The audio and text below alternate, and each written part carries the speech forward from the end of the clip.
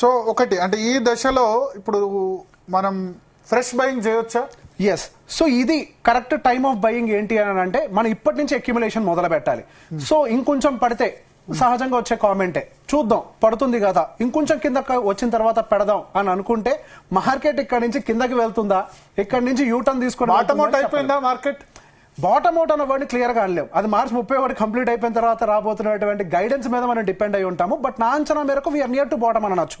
Okay, exact గా bottom. నిఫ్టీకి సంబంధించి అయితే ఇప్పుడు మొన్న 21,900 ఏదైతే వచ్చిందో అది ఆల్మోస్ట్ నియర్ టు బాటమ్ అని చెప్పుకోవచ్చు మనం. మీరు అదే రోజు నేను ప్రశ్న అడిగాను 21,500 రావచ్చా అంటే అవకాశం లేదు, 100% అవకాశం లేదన్నారు.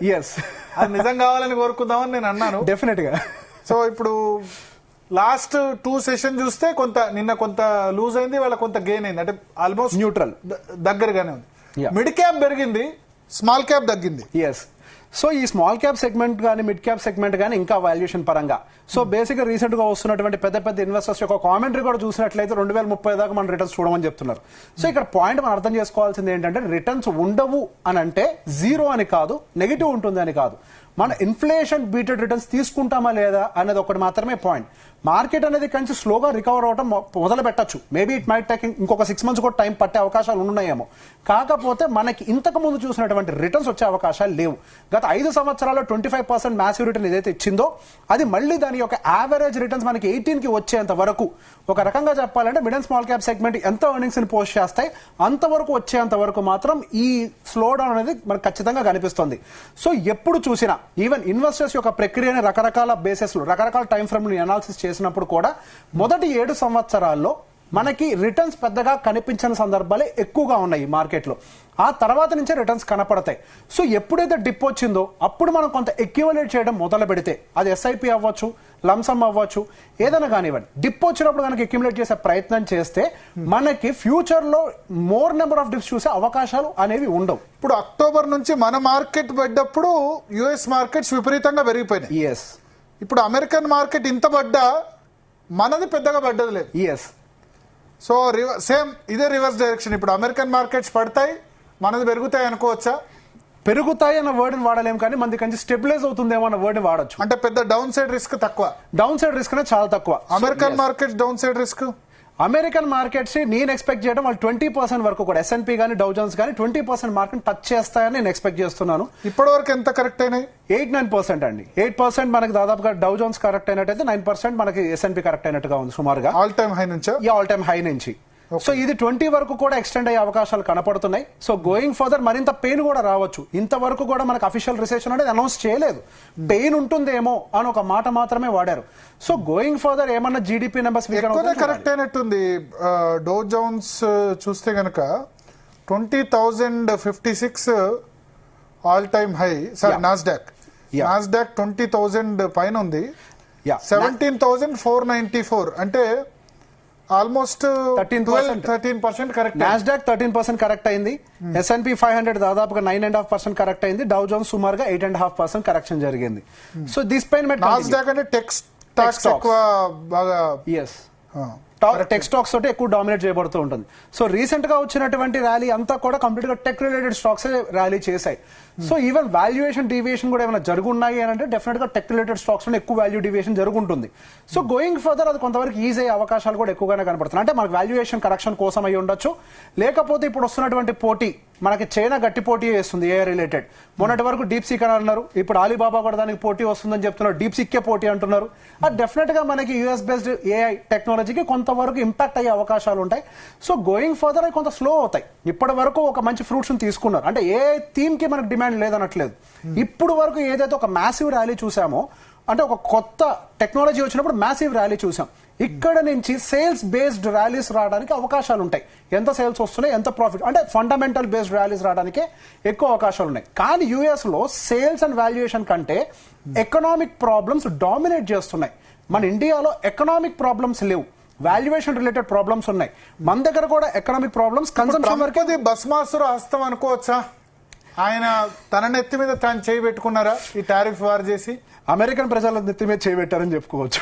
అదే అంటే అమెరికా అధ్యక్షుడు కాబట్టి ఆయన తన నెత్తి మీద తను చేయి పెట్టుకో. డెఫినెట్ గా. సో రీసెంట్ గా నా క్లయింట్స్ తో యూఎస్ ఉన్న క్లయింట్స్ తో మాట్లాడుతున్నప్పుడు వాళ్ళు చాలా క్లియర్ గా చెప్తున్నారు, గత 2 నెలల్లోనే వాళ్ళకి ఏవైతే కూరగాయలు కొంటున్నారో బయట నుంచి సహజంగా కూరగాయలను కూడా వాళ్ళు ఇంపోర్ట్ చేసుకుంటూ ఉంటారు. ఆ కూరగాయల మీదరే దాదాపుగా రేటు 20-25% వరకు కూడా హైక్ వచ్చిన పరిస్థితి. ఈవెన్ పాల ప్యాకెట్ల మీద కూడా విపరీతమైన రేట్ హైక్ వచ్చినటువంటి పరిస్థితి. సో ఆయన పెంచినటువంటి టారిఫ్స్ వల్ల, మనం ఇంతకుముందు కూడా మాట్లాడుకున్నట్టు, పెంచే టారిఫ్స్ వల్ల పక్క దేశాల కంటే కూడా ఏ దేశం కూడా వాళ్ళ మీద బర్డెన్ తీసుకోదు. అక్కడ ఎవరైతే కొంటున్నారో ఎండ్ యూజర్ మీద ప్రెషర్ పెట్టే ప్రయత్నం చేస్తారు. ఇప్పుడు ఆల్రెడీ ఆ ప్రెషర్ ఆ ఎండ్ యూజర్ యుఎస్ సిటిజన్స్ మీద పడుతోంది. సో దీని వల్ల మరింతగా ఇన్ఫ్లేషన్ రివిజన్ కూడా జరిగింది. ఏదో 2.5 కి నెక్స్ట్ ఇయర్ ఉంటుంది అనుకుంది, కాస్త మళ్ళీ 3.5 కి రివిజన్ చేయడం జరిగింది. సో ఈ టెన్షన్ ఇలానే కంటిన్యూ అవ్వచ్చు. ఒకవైపుగా చూస్తుంటే మొదటిసారిగా నాకు సంబంధించిన ఒక client SIP officer because of lay off. ఇప్పటి వరకు నేను ఇంకా లే ఆఫ్స్ అనేవి పూర్తిగా మన ఇండియన్ మార్కెట్ కి సెగ పెద్దెత్తున తగలేదు అనుకున్నాను. ఇప్పుడు ఆ సెగ కూడా తగ్గడం మొదలు పెట్టింది.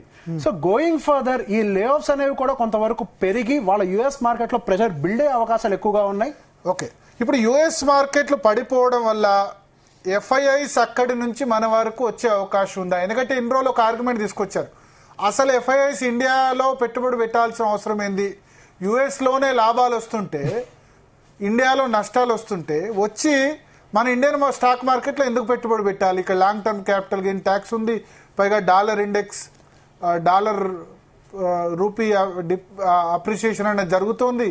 ఇవన్నీ జరుగుతున్నప్పుడు మన ఇండియాకు ఎఫ్ఐఐస్ రావాల్సిన అవసరం ఏంటి అని క్వశ్చన్ చేశారు. ఇప్పుడు యుఎస్ లో పడుతోంది కాబట్టి stock market, Indian valuation attractive గా ఉంది కాబట్టి ఎఫ్ఐఐస్ వస్తాయి. ఎందుకంటే నాకు మిగతా ఏ చేంజ్ కనబడట్లేదు.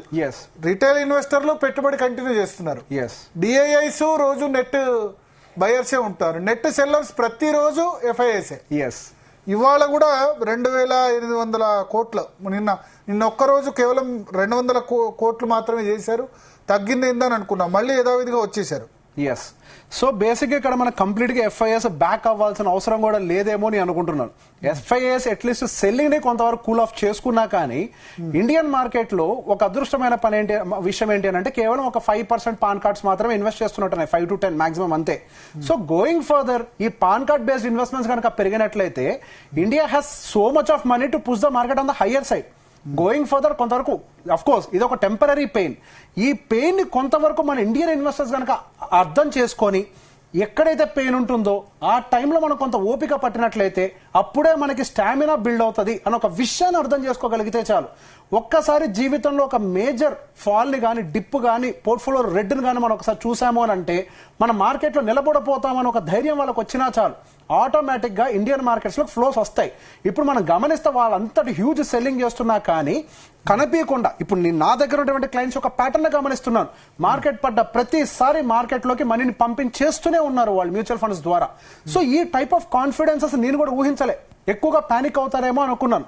So maybe deactivation of SIPs కూడా జరుగుతున్నాయి, మేబీ కొంతవరకు గైడెన్స్ లేనటువంటి వాళ్ళు ఏం చేస్తున్నారేమో. బట్ గోయింగ్ ఫర్దర్ నా అంచనా మేరకు ఈ పెయిన్ ని చాలా మంది అబ్జర్వ్ చేస్తారు కాబట్టి దే మైట్ టేక్ సపోర్ట్. ఇక్కడ ఇంకొక పాయింట్ కూడా యాడ్ చేయాలి, వాల్యుయేషన్స్ ఎప్పుడైతే ఫేర్ గా వస్తాయో అప్పుడు డెఫినెట్ గా ఫేర్ వాల్యుయేషన్స్ ఉన్నటువంటి కంట్రీస్ లోకి ఎంట్రీ తీసుకునే ప్రయత్నం చేస్తారు. సో ఈ ఎంట్రీ ఎప్పటి నుంచి స్టార్ట్ అవుతుంది, ఇదే పెద్ద ప్రశ్న. ఈ ఎంట్రీ తీసుకోవడం మొదలు పెట్టడానికి మనం ఇంతకు ముందు అనుకున్నట్టుగా జూన్ జూలై వరకు కూడా మనం కొంతవరకు వెయిట్ చేయాల్సిన అవసరం ఉంటుంది. ఏ ఒక పెద్ద ప్లేయర్ అయినా కానీ వాళ్ళు జస్ట్ గ్యాంబుల్ లాగానో ఒక సెంటిమెంట్ తోటి ఇన్వెస్ట్మెంట్స్ చేయరు. కంపెనీల యొక్క నంబర్లను గమనిస్తూ జీడిపిని గమనిస్తూ అప్పుడు అంత తొందరలోనే ఎఫ్ఐఐస్ మళ్ళీ మన దగ్గరకు వస్తారని చెప్పలేం. పెద్ద ఎత్తున బయింగులు చేస్తారు అన్న ఒక నమ్మకాన్ని అయితే మనం పూర్తిగా పెట్టుకోలేం. స్లో డౌన్ అయ్యే అవకాశాలు కనిపిస్తున్నాయి. నాకైతే గట్టి నమ్మకం స్లో డౌన్ అవ్వడానికి రోజుకు 2-3 వేల కోట్ల చొప్పున సెల్లింగ్ చేస్తున్నారు యావరేజ్ గా. అది 1,500 కోట్లు వచ్చినా చాలు, అంతవరకు వచ్చినా చాలు మన ఇండియన్ మార్కెట్ సపోర్ట్ చేసుకోగలుగుతుంది. Even Indian market is having lots of corpus sitting in cash. Going further దాన్ని కొంతవరకు డంప్ చేసే ప్రయత్నం చేసి ఇండియన్ మార్కెట్స్ రికవర్ అవడానికి చాలా హై ఛాన్సెస్ ఉన్నాయి. మిడ్ అండ్ స్మాల్ క్యాప్ కాదు, లార్జ్ క్యాప్. ఎవరు టాప్ ప్రియారిటీ పెట్టుకునే ఇప్పుడు లార్జ్ క్యాప్ లోనే ప్రియారిటీ పెట్టుకునే ప్రయత్నం చేస్తారు. Going further it might happen in the large